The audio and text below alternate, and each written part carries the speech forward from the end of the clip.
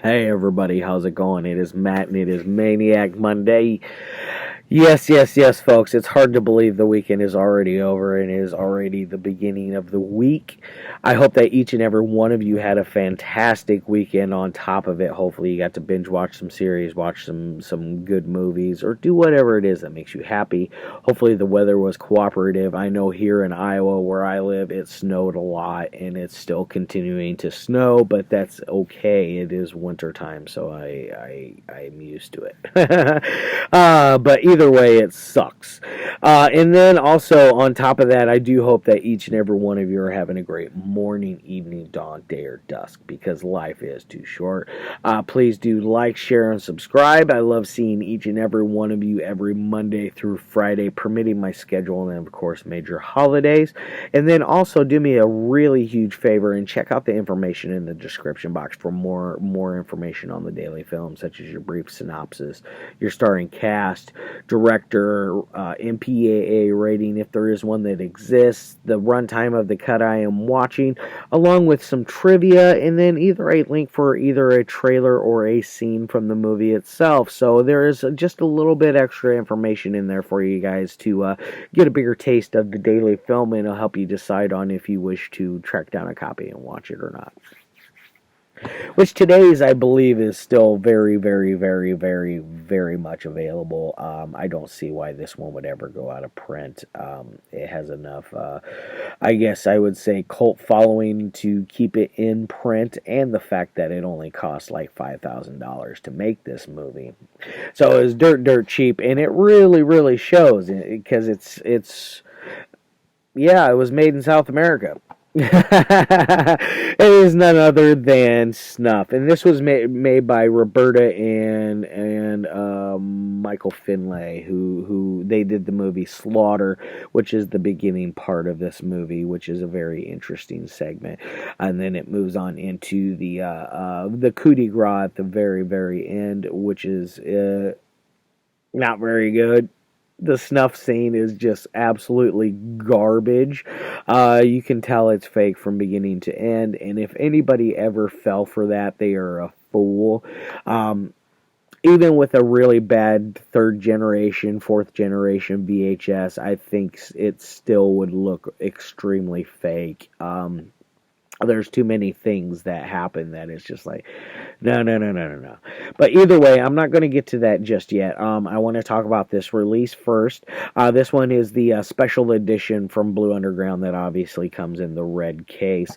It does have a reversible artwork on it, which is an interesting artwork. I do like it, but not quite as much as the other. It is basically the Slaughter artwork, except for it has Snuff written across the bottom. Now, as far as special features go, this one actually does have some special features a part of it, which is very nice because, let's just face it, folks, some of the Blue Underground stuff doesn't always have any special features. So it's nice to have something extra to add on to the already interesting film alone. Now, as far as those special features go, you have an introduction from Nicholas Winfrey Refn, or Windig Refn. I'm sorry for murdering your name. It has an interview with him as well.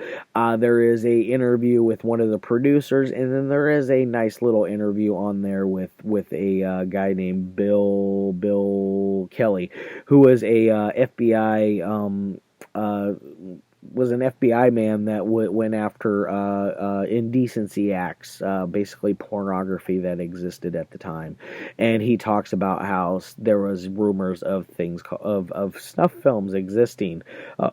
Excuse me. Now the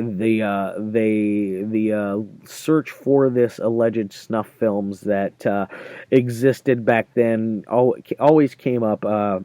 In like with nothing. There was never any real anything real to stick to it. It was always kind of a myth. It was always kind of an urban legend type thing, and nowadays it does exist. I'm a firm believer that there is a lot of snuff that probably exists nowadays, um, especially with the digital era and nasty people like Peter Scully. I'm not going to get into him because he is just a nasty, depraved individual that deserves to be chemically castrated, have all of his nails removed, tortured for months on end. Yeah, bad guy. Either way, back to this one. It's an interesting release here. It's one that I highly recommend for a lot of my purists, especially people that are going after the video nasties, because this did find its way on the UK BBFC's video nasties list. I believe this was on section 1, maybe section 2. It was for sure part of the original group of films that were taken and were prosecuted against for crimes of indecency and things like that. Very, very bad stuff. You know, if you've watched any of my reviews, you know how I feel about the BBFC and their video nasties witch hunt. I've done many of the films, and I've done one of the amazing documentaries that is based off of it. It's definitely it was scary times. It still continues to be scary times with censorship nowadays, with so much things being changed due to political correctness, and how it really can change an artistic viewing. It could be something much more, instead of making it a politically correct censored version. I think that is just a waste of our time.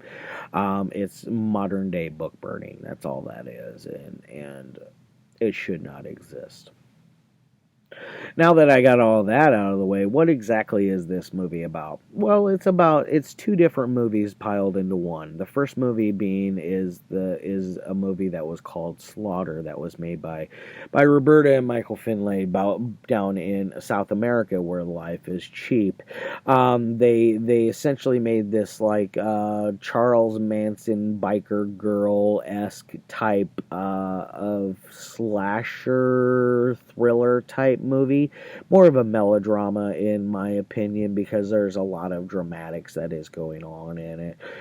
Stuff like the girls are constantly fighting to be the head of Satan's following, because their cult leader, their Manson-like cult leader's name is Satan, and it's spelled Satan, like Satan. But he has them going around killing different people. They're hooked on drugs. During this whole time, there is a woman, a female actress that is head down to South America to be in her latest film that she's in. While she's greeted there, you have these like strange scenes. Like there's one where they're being greeted right off the airplane, and they're talking about all the different things that is she going to do for this film, including do nudity. And then we have the response from her agent, Max something. Either way, Max Marsh. Max Marsh is an asshole. Let's just face it. But he basically responds with the fact that she is his property, and she'll do whatever it is that he tells her to do, whether it be nudity, violence, or whatnot on film. So it definitely has a lot of sexism to it. If you're looking to find something to really complain about for political correctness, it has that going on. Now, during this whole thing of them going around killing them, they are working on this film. Eventually, the director gets killed. It eventually leads up to this coup de grace, where they are at They are at the producer's estate down there. They break in and they murder the producer, and they murder the our main lead, who happens to be pregnant. So they give it this extra little Sharon Tate, Charles Manson kind of vibe. Does it work? No. I thought it was the stupidest thing ever. There's little things in there like like one girl talks about why she is the way she is, and why she started killing people, why she became tight with Satan, and it basically, she talks about how when she was growing up, her family was very, very poor. They lived on a farm, and her father was a drunkard that would often get himself in trouble with the boss man, and eventually boss man gets tired of things and is going to, and he's going to take out the debts that is owed to him in his daughter. Yeah, folks, there is molestation going on, from a young child up to till she is of legal age, and she talks about how at times she liked the touch, and most of the time she didn't, and she felt repulsed by him. His ending is very, very nice. You definitely want to see it. You see it coming, and you want it to happen because he is such a scumbag. Because of the way he treats her, and it's absolutely disgusting. And the way he is killed essentially is what happens is the father of the girl comes in, goes after the boss man farmer, and gets killed.